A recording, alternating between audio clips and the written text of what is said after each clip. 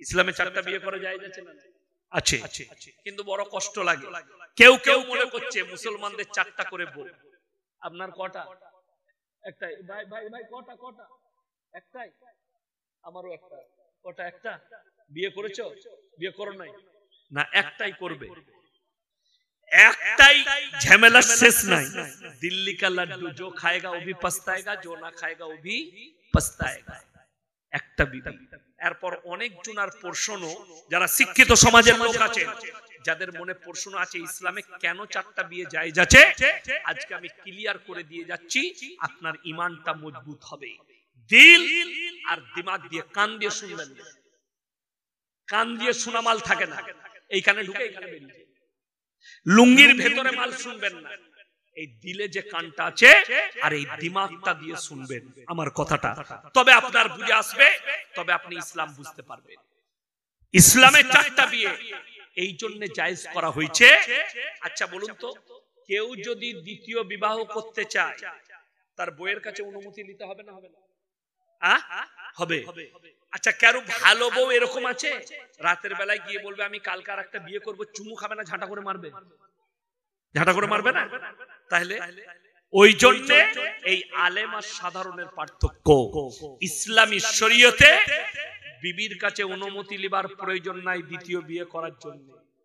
হাসখালির মা বোনেরা যারা জলসা শুনছে, তারা মনে মনে ভাবছে এরা আচ্ছা 8 কুড়োর বেটা হুজুরকে দাওয়াত দিয়েছে, এ তো বিয়ে করার কথা বলছে।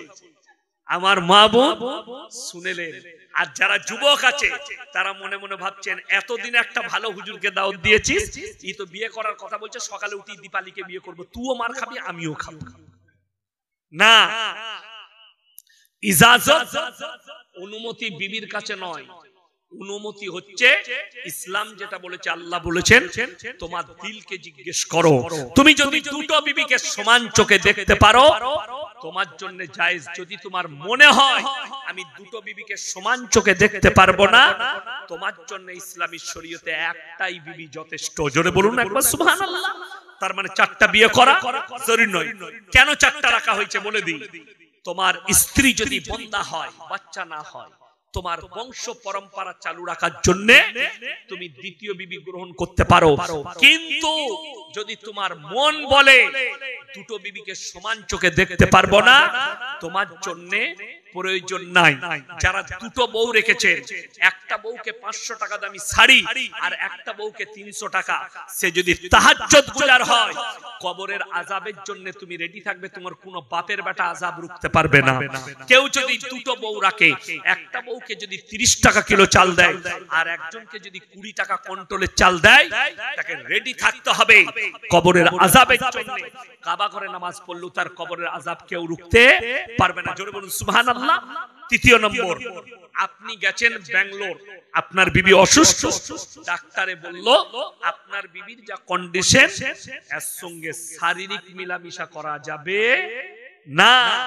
অর্থাৎ তুমি আর একটা বিবাহ করো নিজের জৈন খিদা মিটাবার জন্য, চাহিদা মিটাবার জন্য। কিন্তু আমাদের দেশে যে বলছে কেন আর একটা বউ রাখবে, আপনাদিকে শিক্ষিত সমাজকে আমি জিজ্ঞেস করতে চাই, একটা হালাল বিবি রাখা ভালো না বেশ্যাখানায় গিয়ে নিজের যৌবনটা খরচ করা ভালো?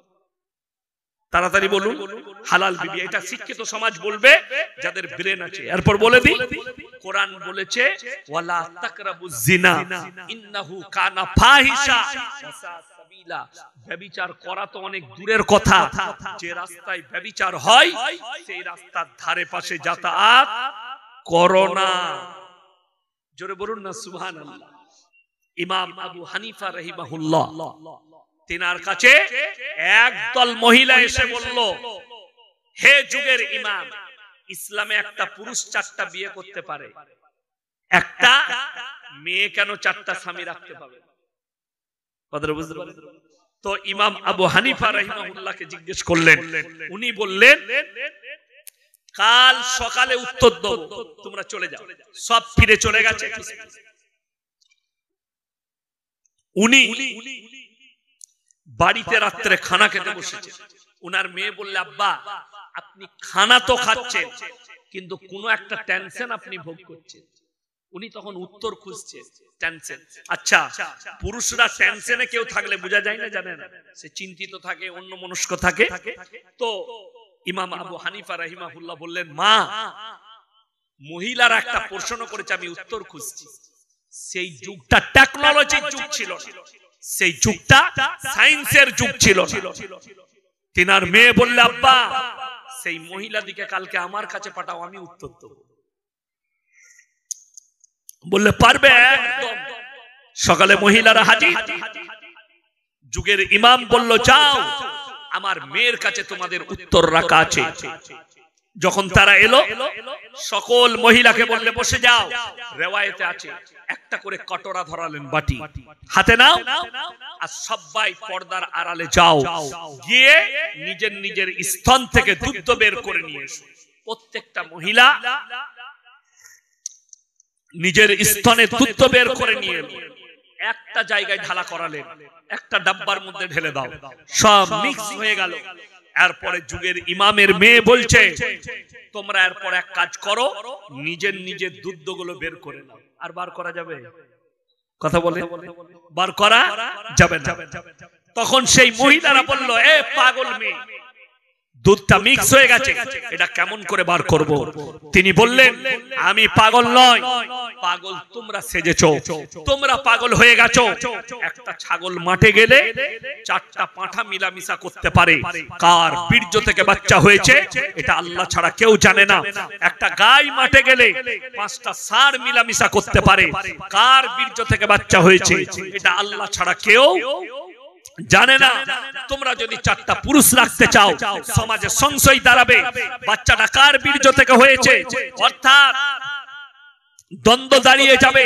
আর আল্লাহ তাআলা ইনসানের পরিচয় ঘটিয়েছে বাপের দ্বারা, আর জানোয়ারের পরিচয় ঘটিয়েছে মায়ের দ্বারা। আজকে বর্তমানে যাদের কাছে গুগল আছে, সার্চ করুন, লন্ডন, আমেরিকা, জাপান, জার্মান, উত্তর কোরিয়া, দক্ষিণ কোরিয়া, চাইনা, ব্রাজিল, অস্ট্রেলিয়া, স্পেন, যতগুলো বেঈমান কাফেরের দেশ আছে, ইহুদি নাসারাদের দেশ আছে, তারা তাদের পার্লামেন্টে পাস করিয়েছে। এরপর থেকে যদি কোনো ছেলে মনে করে মায়ের পরিচয়ে বাঁচবো, সে মায়ের পরিচয়েও বাঁচতে পারবে। এটা ইসলামের সরাসরি হারাম, নাজায়েজ। ইসলাম পরিচয় নয়, আল্লাহ মানুষের পরিচয় দিয়েছে বাপের দ্বারা, আর জানোয়ারের পরিচয় দিয়েছে মায়ের দ্বারা। এদের মধ্যে আর জানোয়ারের মধ্যে কোনো পার্থক্য থাকবে না। জোরে সোরে একবার জোরে বলুন সুবহানাল্লাহ। ওই জন্য যেমন অনেক মহিলা প্রশ্ন করে যে পুরুষরা জান্নাতে হুর পাবে, পাবে না? পাবে না? কথা বলে না। এইটা নিয়ে দেখছি অনেক মহিলা, আমাদের মুসলিমদেরই একটা মেয়ে, তার নাম হচ্ছে সুবুই খান, দিল্লিতে বাড়ি। সে দেখছি চ্যানেলে এসে বলছে, ये मुसलमान मौलवी लोग धोखा देता है, झूठ बोलते हैं। কিন্তু দুঃখটা কি জানে, এ মেয়ে শিক্ষিত হয়েও অশিক্ষিত। যেহেতু আপনারা যেদিকে চ্যানেলে দেখতে পাচ্ছেন, টিভি চ্যানেলে টুপি লাগিয়ে দাড়ি লাগিয়ে বসছে, এগুলো একটা মৌলবি লয়, এগুলো গায়ে মুখো হেলে। এই চ্যানেল ওয়ালাদের হিম্মত নাই আমাদের মতো বাপের বাটা মৌলবির সঙ্গে বসি। আমি 1000-এর বেশি ইনভাইট করেছি, বসেনি, আমাকে ডাকেনি, হিম্মত নাই, ডাকার ক্ষমতা নাই, বসারও ক্ষমতা নেই। কেন? হকটা যারা বলবে তাদেরকে ডাকা হবে না। কোরআনে আছে, ওয়াহুরুন ইনুন কামসালিল লুলুইল মাকনুন। কি বললাম? কোরআনে কোথায় আছে? সূরা ওয়াকিয়া। কোন সূরায় বললাম? সূরা রহমানের পরে সূরা ওয়াকিয়া, ওইখানে আছে ওয়াহুরুন ইনুন কামসালিল লুলুইল মাকনুন।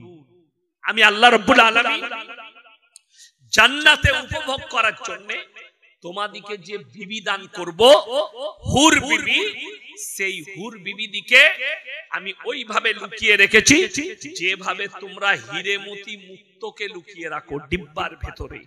তুমি প্রথম তোমার জান্নাতের ঘরে প্রবেশ করে তুমি প্রথম স্পর্শ করবে এবং নজরটা তুমি প্রথম সেই বিবিকে দিবে। জোরে বলুন সুবহানাল্লাহ।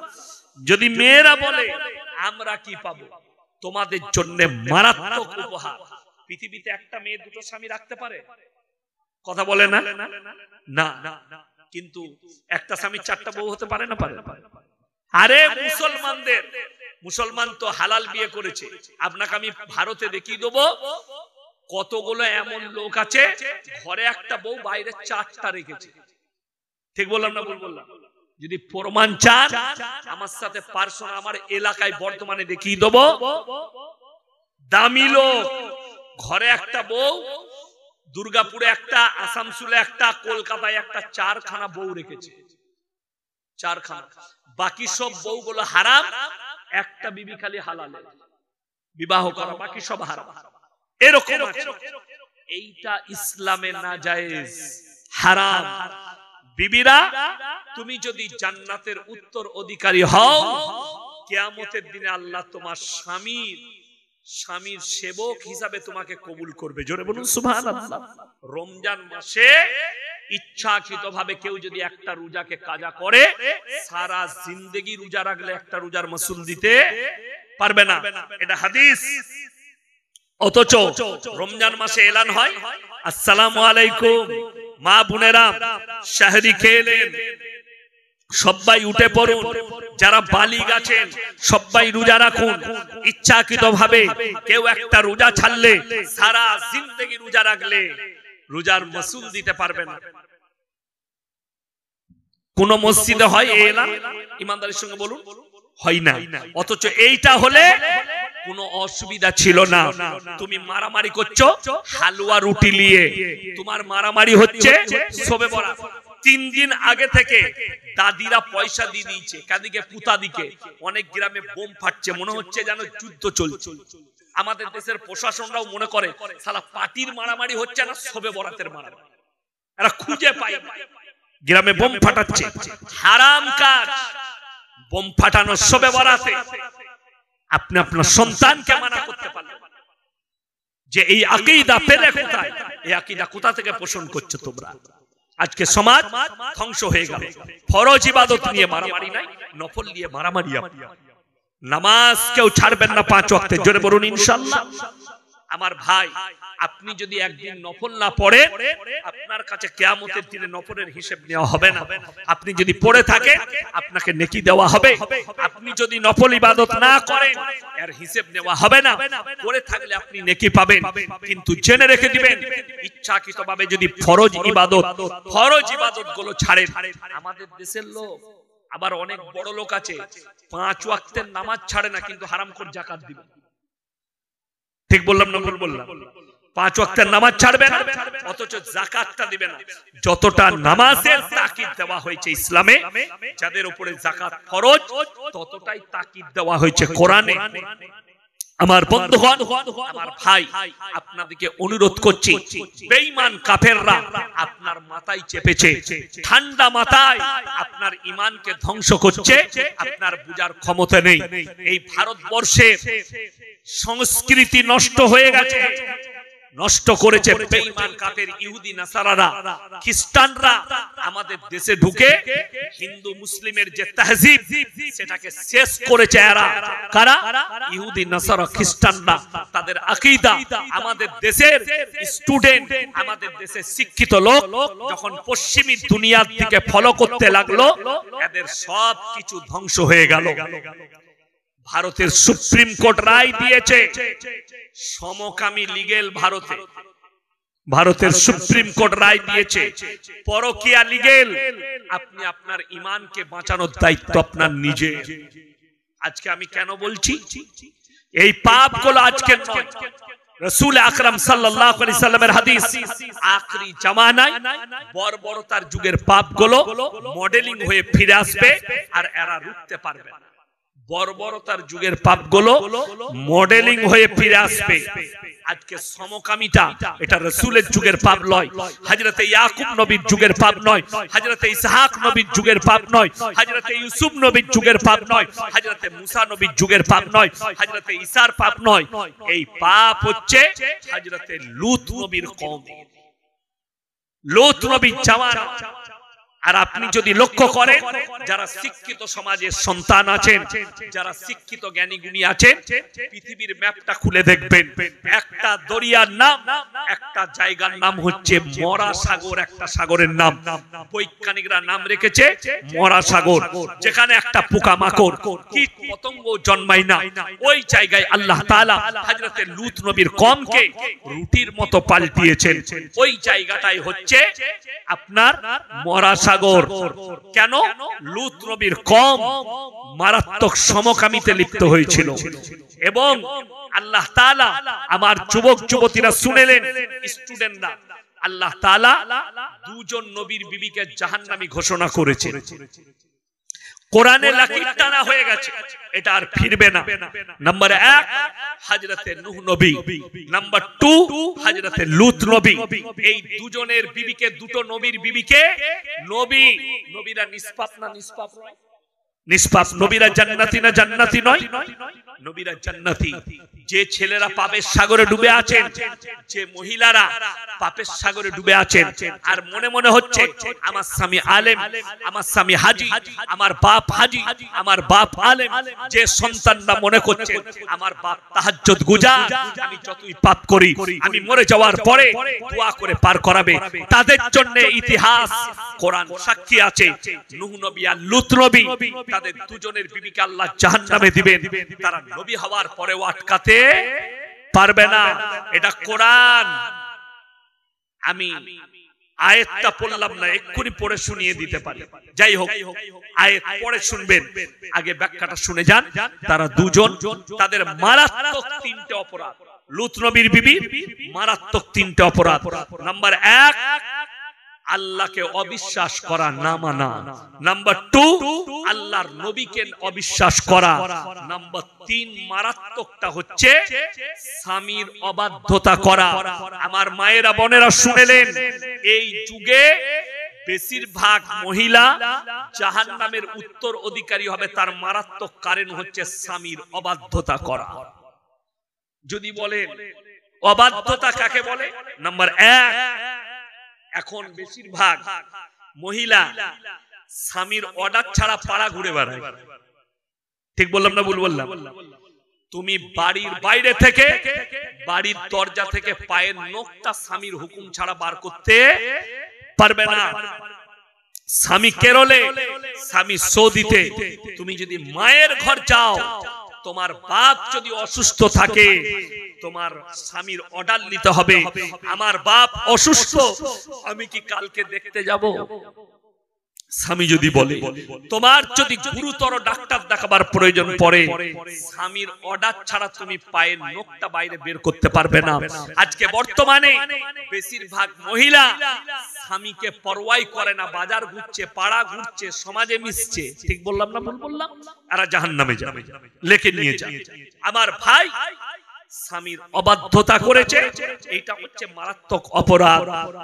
আর 4র্থ নম্বর হচ্ছে লূত নবীর বিবি সমকামী। বললে আমাদের বাপ দাদরা যে পাপে লিপ্ত, বাপ দাদর আমল থেকে দেখে আসছি, আমরা ওটার উপরেই টিকে থাকবো। আল্লাহ তাআলা রুটির মতো পাল্টালেন, তাদেরকে ধ্বংস করলেন ওই সাগরের উপরে। সাগরের নাম রাখা হলো মরা সাগর, বৈজ্ঞানিকরা রাখলেন। আল্লাহ এতটা অভিশপ্ত করলেন, আর কোরআনে নবীজিকে বললেন, দারাবাল্লাহু মাসালাল লিল্লাযিনা কাফারু ইমরাআতা নূহিন ওয়া ইমরাআতা লূত কানাতা তাহতা আবদাইন মিন ইবাদিনা সালিহাইন ফাকানাতাহুমা ফালাম ইউগনি আনহুমা মিনাল্লাহি শাইয়্যা ওয়া কিলা দুখুলান নার মা'আদ দাখিলিন। আমার দুজন উলুল আযম নবী, হাবিব পয়গম্বর নূহ নবী আর লূত নবী, দুজনের বিবিকে জাহান্নামে দেব, তারা আটকাতে পারবে না। এটা কোরআন। আর আপনি কি করে স্বপ্ন দেখলেন? হে আমার মা, আজকে মডেলিং হয়ে ফিরেছে। আজকে সমাজের শিক্ষিতরা বলছে সমকামী তো মডেলিং। আমি বলে যাচ্ছি, যারা সমকামী আছে, অনেক অশিক্ষিত চাষিবাসী আমার বাবাজি যারা বসে আছেন, দাড়িওয়ালা, যারা স্কুলে যায়নি, আরবির কোন গ্রামারের জ্ঞান নেই, আরবির জ্ঞান নাই, তারা মনে মনে করছেন সমকামী কি? ছেলেই ছেলেই বিয়ে, মেয়েতে মেয়েতে বিয়ে। জোরে বলুন নাউজুবিল্লাহ। এটা আমি গুদা বাংলায় ভেঙে বললাম, ছেলেতে ছেলেতে বিয়ে করছে, মেয়েতে মেয়েতে বিয়ে করছে। এইটা চরম অপরাধ। এদিকে যদি কোনো বড় আইল্যান্ডের ভেতরে সমস্ত পৃথিবীর সমকামীকে রেখে দেওয়া হয়, 10 বছর পরে এরা সব বিনাশ হয়ে যাবে। কেন? ছেলে বিয়ে করলে ছেলে হবে, কথা বলে না? মেয়েতে বিয়ে করলে ছেলে হবে, তাইলে এদের কমটা ধ্বংস হতে 20 থেকে 30 বছর লাগবে। এরা সব বিনাশ হয়ে যাবে, এদের প্রজন্ম থাকবে না, মিটে যাবে। আমার বন্ধুগণ, বেশিরভাগ শিক্ষিত সমাজের মাথাটা খাচ্ছে। আর আপনি কি মনে করছেন এটার উৎপত্তি কারা করেছে? আমেরিকা, লন্ডন, জাপান, জার্মান নয়। এর মূল উৎক্ষেপকারী, উৎপন্নকারী হচ্ছে চাইনা, চীন। চীন একটা অ্যাপস তৈরি করেছে, অ্যাপটার নাম হচ্ছে ব্লুড। এই ব্লুড অ্যাপস এর মাধ্যমে ছেলেরা, স্কুল কলেজের ছেলেরা সমকামিতে লিপ্ত হচ্ছে। যদি বলেন হুজুর আপনি কি করে জানলেন? আমি কয়েকটা নদিয়া, মুর্শিদাবাদ এবং কলকাতার কলেজের ছেলের সঙ্গে আমি মিটিং করেছি। তারা আমাকে খুলে দেখিয়েছে কিভাবে অনেক মুসলিম যুবক যুবতী এই জায়গায় লিপ্ত হয়ে যাচ্ছে, এই জায়গায় পৌঁছাচ্ছে। জেনে রেখে দিবেন, তোমার বাপ 14 পুরুষ যদি কাবা ঘরে নামাজ পড়ে আর দোয়া করে আল্লাহর কসম, আর তুমি যদি সমকামীতে জীবন কাটাও, তোমাকে জান্নাত তো দূরের কথা, জান্নাতের খুশবু পর্যন্ত তোমার 14 পুরুষ দিতে পারবে না। এটা লিখে নিয়ে যাও, তোমাকে জাহান্নামে প্রবেশ করতে হবে তুমি ইস্তেগফার করে না ফিরে এলে। নাম্বার 2, যারা আলেম তারা জানবে পৃথিবীতে এখন টপ র‍্যাঙ্কের মুফতি যিনি, গোটা পৃথিবীর শ্রেষ্ঠ মুফতি, তার নাম হচ্ছে মুফতি তাকি উসমানী, পাকিস্তান। সবথেকে বড় স্কলার পৃথিবীর, গোটা পৃথিবীর আরব দুনিয়া থেকে পৃথিবী যার কাছে ফতোয়া নেয়, তিনি 2 মাস আগে একটা কনফারেন্সে বক্তব্য রাখতে গিয়ে মারাত্মক কথা বলেছেন। যারা বসেছিলেন তাদের চোখ দিয়ে পানি। তিনি বলেছেন কিয়ামত সে পহলে पूरे दुनिया में, पूरे आलम में हराम औलादों से भर जाएंगे। পুরো দুনিয়া হারাম আওলাদে ভরে যাবে। কিভাবে প্রমোট হবে? হারাম আওলাদ গুলো কিভাবে আসবে? হে আমার মা বোন, হে আমার যুবক, আপনারা শুনে যান কিভাবে প্রমোট হবে হারাম আওলাদ গুলো। তারা ঠান্ডা মাথায় আমাদের সন্তানকে জিনা করাচ্ছে, আমরা অনুভবই করতে পারবো না। তারা নাম রেখেছে ইহুদি নাসারারা, নাম দিয়েছে 14 ফেব্রুয়ারি ভ্যালেন্টাইন ডে, কাজ হচ্ছে জিনা করা। তারা নাম রেখেছে চকলেট ডে, কাজ হচ্ছে জিনা করা। তারা নাম রেখেছে রোজ ডে, কাজ হচ্ছে জিনা করা। তারা নাম রেখেছে কিস ডে, কাজ হচ্ছে জিনা করা। এটা ভারতের সংস্কৃতি নয়, এটা ইহুদি নাসারা খ্রিস্টানদের সংস্কৃতি। এরা জিনায় লিপ্ত, এদের হারাম হালাল নেই। আর ওই সংস্কৃতিটা আমাদের ভারতের মাটিতে জুড়ে দিয়েছে। এখন আমাদের হাজারো মুসলিম ছেলে মেয়ে স্কুল কলেজে তারা এগুলোকে পালন করছে। আমি ফেসবুকে দেখলাম আজ থেকে অ্যাড চলছে, 14 ফেব্রুয়ারি আই লাভ ইউ, গোলাপ দিয়া দিয়া চলছে এখন থেকে। এগুলো হচ্ছে ঠান্ডা মাথায় আমাদের সন্তানকে জিনা করানো। আপনার বয়স কত হলো? 63। আমার ভাই, আমি তো এই 39-এ পা রাখলাম।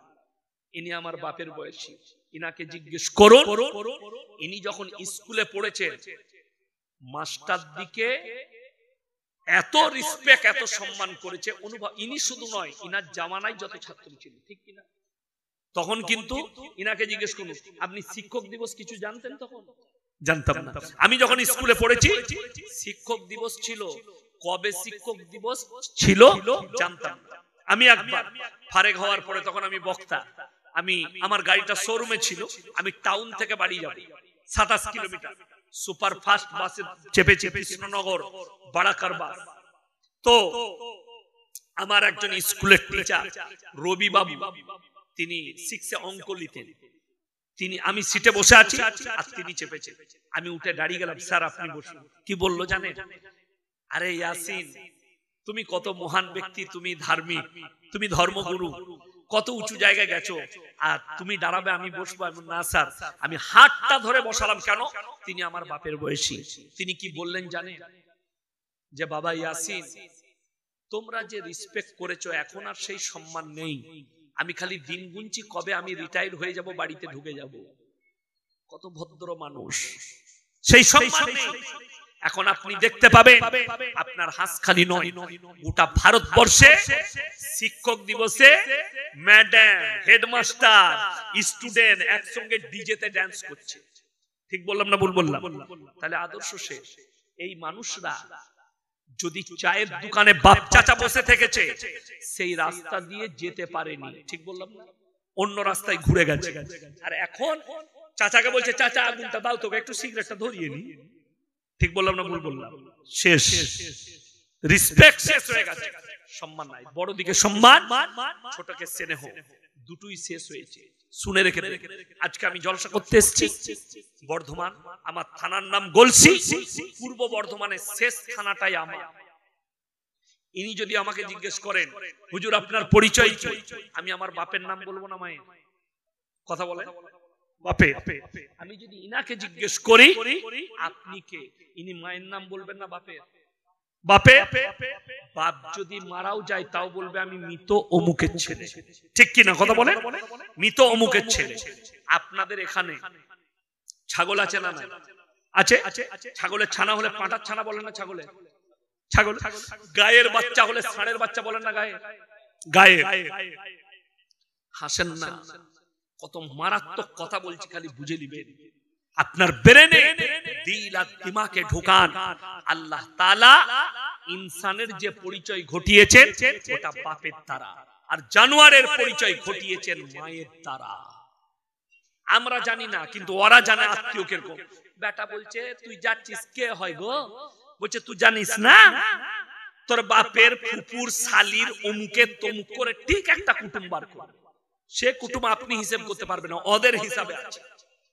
অথচ এ জানেই না যে হাদিসে নিষেধ আছে, নিকটবর্তী আত্মীয় মারা গেলে পর্দার সহিত যেতে পাবে, ঢাকা দিয়ে যেতে পাবে। দূরবর্তী আত্মীয় মারা গেলে নারীদের যাওয়ার হুকুম নেই ইসলামে। আমার ভাই, আমার বন্ধুগণ, সবাই নিয়ত করুন আমরা 5 ওয়াক্তের নামাজি হব। হাত তুলে বলুন তো ইনশাআল্লাহ। নামাজ কেউ ছাড়বেন না, রোজা কেউ ছাড়বেন না। রমজানের 30টা রোজা। আমাদের দেশে শবে বরাত নিয়ে মারামারি হয়, কিন্তু ফরজ রোজা নিয়ে মারামারি নাই। ঠিক বললাম না ভুল বললাম? শবে বরাতের দিন আসছে, দেখবেন খালি কলকাতা, 2-24 পরগনা, রানাঘাট, আপনার ওইদিকে মেদিনীপুর, হাওড়া, হুগলি, কিছু গুটকাখোর যুবক আছে। গুটকাখোর সারা রাত জাগে। ওই মিটিয়াবুরুজ, খিদিরপুর, এই এলাকাগুলোয় কি করছে? সারা রাত ঘুরে বেড়ায়। কি পড়ে? বাইক নিয়ে। আর আমাদের দিদি মুখ্যমন্ত্রী বলে দেয় আজকে এদের ইবাদতের রাত। কলকাতা পুলিশকে অর্ডার দেয় এদিকে ধরবি না, এরা যা করবে করুক। ও সারা রাত গাড়ি চালাচ্ছে আর গুটকা খাচ্ছে মাঝে মাঝে, দিয়ে কবরস্থানে জান্নাতে রেডি। দাদুকে জান্নাতে ঢুকিয়ে দিলে, কেউ দাদিকে ঢুকিয়ে দিলে, হজর পর্যন্ত করলে। একজন মহিলা ফোন করে বলছে, হুজুর শবে বরাতের নামাজে কি নিয়ত করব? তুই নিয়ত কর কালকে মরবো। এই মৌলবীরা আছে, বলে দেখ দেখিনি শবে বরাতের নামাজের কি নিয়ত আছে। আরে নামাজ পড়বে, নফল নামাজ। কথাটা বুঝতে পারেন? নফল নামাজ। আচ্ছা বলুন, এই মৌলবীরা বলে দেখ কেউ যদি রোজা না রাখে গুনাহ আছে শবে বরাতে? তাড়াতাড়ি বলুন, এ বাবু বলো। নাই। কেউ যদি রোজা না রাখে কোনো গুনাহ নাই। আমাদের দেশে শবে বরাতে এলান হয় না? হয় না? সালামু আলাইকুম মায়েরা, ভাই গ্রামবাসী, কালকে শবে বরাত, আজকে ভোরবেলায় ভাত খাবে, কালকে একটা রোজা হবে। শুনেলেন? হাদিসে আছে নফল ইবাদতের জন্য কোন মানুষকে প্রেসার দেওয়া যাবে না, তাকিদ করা যাবে না। কি ইবাদতের বললাম? নফল। শুনেলেন মায়েরা? যদি কোনো মা দেখবেন অনেক সময় মায়েরা নফল রোজা রাখে না অনেক মাসে, কথা বলেন রাখে না? রাখে না। যদি নফল রোজা রাখতে চায় স্বামীর অর্ডার নিয়ে রাখতে হবে, এটা ইসলাম। স্বামী যদি বলে কালকে রেখো না পরশু রাখবে, কালকে রাখলে আমার অসুবিধা আছে, একটু কাজ আছে, তোমার আর রাখা যাবে না। আর আমাদের দেশের মেয়েরা কি বলে, তোকে কাজ জিজ্ঞেস করে রোজা রাখবো, দিয়ে খালা রোজা রেখেছে, খালুর এখন জ্বলন। তুমি কবরে যাও, কেলানি ছাড়া কিচ্ছু পাবে না, নাকি না, তুমি কেলানি খাবে। এটা ইসলাম বলছি। শবে বরাতে কেউ যদি নামাজ পড়ে, নামাজ তো এমনি পড়লেও নেকি আছে, আছে না না? বিশ্বাস করুন, একজন হাত তুলে বলবেন কোন মসজিদের কমিটি, কোন ইমাম, কোন মুয়াজ্জিন। রাসূল সাল্লাল্লাহু আলাইহি সাল্লামের একটা হাদিস শুনেলেন, তোমরা মুমিন ততক্ষণ হতে পারবে না যতক্ষণ পর্যন্ত তোমার কাছ থেকে তোমার প্রতিবেশী সুরক্ষিত নয়। কথাটা বুঝতে পেরেছেন? রাসূল সাল্লাল্লাহু আলাইহি সাল্লাম বলেছেন, প্রত্যেকটা মুসলমান মা বোন ভাই শুনে যান, তোমরা দেখো না তোমার বাড়ির পাশে কে বসবাস করছে, সে হিন্দু হোক, খ্রিস্টান হোক, দলিত হোক, আদিবাসী হোক, সে যদি ক্ষুধার্ত হয় খাবার দাও, বস্ত্রহীন হলে বস্ত্র দাও, বিপদে পড়লে পাশে দাঁড়াও। এইটা হচ্ছে রাসূলের আখলাক।